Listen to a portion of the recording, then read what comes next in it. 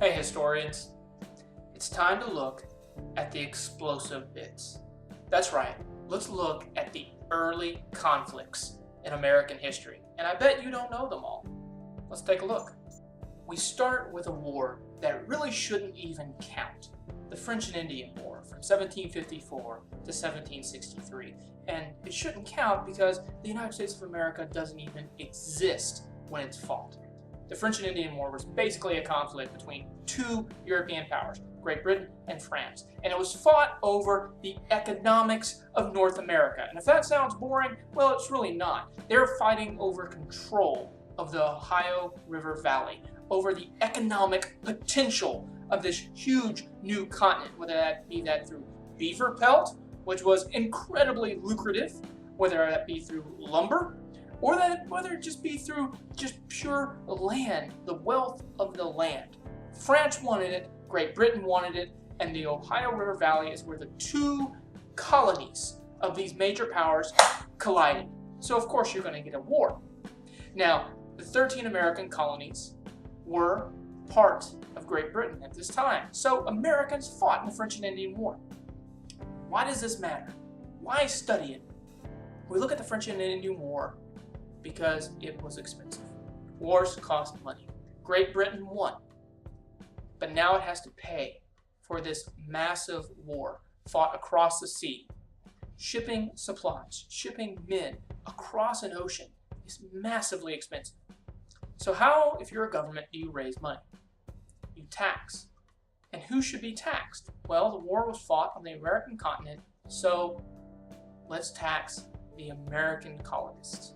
This, of course, is going to lead to taxation without representation. It's going to touch off the American Revolution. Like any good revolution, the American Revolution starts off with a party. Actually, I don't know of any revolution other than ours that starts off with a party. In fact, even ours, it's kind of a delayed reaction. The party I'm talking about is, of course, the Boston Tea Party, which is held in 1773, which actually wasn't a party at all. To protest against taxation without representation, a bunch of Bostonians, members of a group called Sons of Liberty, dressed up as Mohawks to theoretically prevent being identified by the British authorities, and they went to the harbor in Boston. They boarded a ship that had recently brought a bunch of tea, and instead of being taxed on that tea, they dumped that tea overboard into Boston Harbor, which turned Boston Harbor, one might imagine, into a giant glass of semi-iced tea. This was a protest against taxation without representation. And within 2 years, the American Revolution is going to start because those protests are going to escalate. The American Revolution officially begins in 1775. The British commanding general in America, a guy named Thomas Gage, decides that he wants to prevent a fight from starting. And the best way to prevent any violence from happening is to go out into the Massachusetts countryside and take the firearms and gunpowder away from Massachusetts rebels. Now, this was a bad idea on just the scale of bad ideas. This just breaks the glass top. If you want to see just how bad of an idea this is, put the same idea on Facebook and just watch the violence happen in front of you. Going out to seize American firearms is a very bad idea, even in the days without social media. But the American colonists kind of had Twitter in the form of writers like Paul Revere. Writers like Paul Revere are going out across the Massachusetts countryside, yelling out, the British are coming, and basically communicating the message that, well, the British are, coming to get the firearms, to get the gunpowder, to basically squash a revolution before it ever happens. Instead, at Lexington Green, which is kind of like the town common of a small little village called Lexington, the Minutemen, which are basically volunteers. They get together, they practice military maneuvers every once in a while, but they're just volunteers. They show up on Lexington Green, and they're awaiting the British when the British march in that morning. And somewhere in the morning light, a shot is fired, and the American Revolution has begun right there at Lexington. The American colonists retreat. This isn't a battle, this is going to be a slaughter unless they retreat. So they retreat, and the British keep going until they get to the village of Concord, and there more Minutemen have arrived, this time numbering in the thousands. And the British are unprepared, and the Americans are fighting unfair. They're fighting from the bushes, they're fighting from the trees, and the British run back to Boston, the entire way being chased by American Minutemen shooting at them. That is the beginning of the American Revolution. Now, you might have noticed that this was 1775. And you might be thinking, wait a minute, didn't we declare independence in 1776? Bing, bing, bing. Yeah, the American Revolution begins in 1775, almost a year before we declare independence. And that's because for almost a year, it's not a revolution. It's an armed insurrection. There is no country that we're fighting for. Every colony decides to basically fight for itself.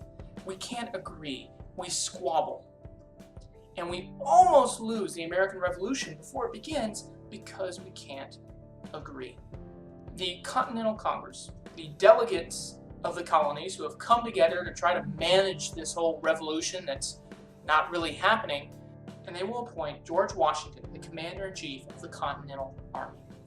Washington's main genius is just keeping his army together during the years of the American Revolution. From 1775 to 1781, George Washington keeps his army together. He keeps them from being annihilated.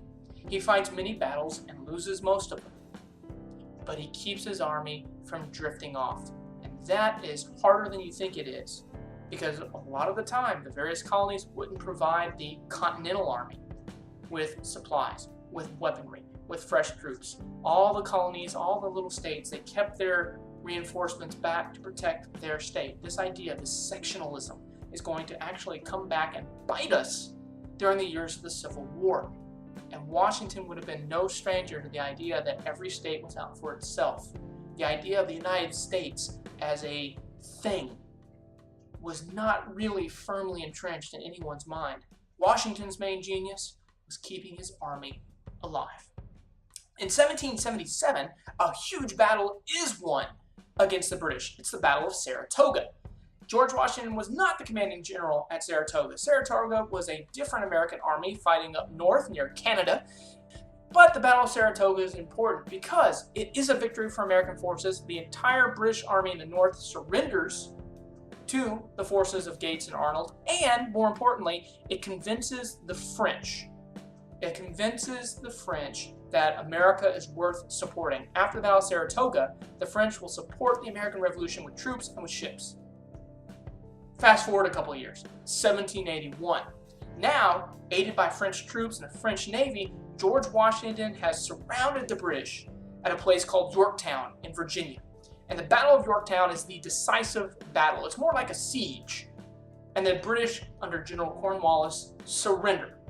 Now, it's going to take until 1783 before a peace treaty is signed, but for all intents and purposes, the American Revolution ends in 1781 with Washington's victory at the Battle of Yorktown.